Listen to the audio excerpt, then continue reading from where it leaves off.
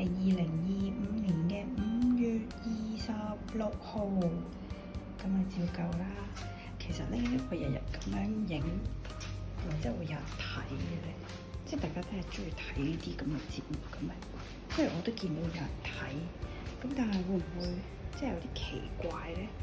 有個人日日都拍自己洗完頭之後有幾多頭髮，究竟甩咗幾多頭髮喺度？呢啲咁嘅視頻，啲咁嘅短片，真係會有人睇。我今日換咗第二張紙巾。咦？哇！佢跳咗下，好神奇。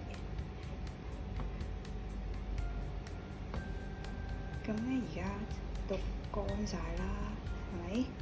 咁照舊啦，開翻個磅先。其實個磅咧係冇壞嘅。咁咧，因為啲頭髮嘅量咧，即係太少啦，所以由頭到尾咧，佢係真係一啲重量都測唔到啊！咁啊冇辦法啦，係咪先？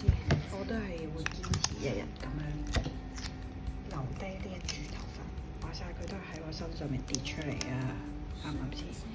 咁就26號啦，擺咗喺度啦。OK，成功上磅啦！5月26號預正。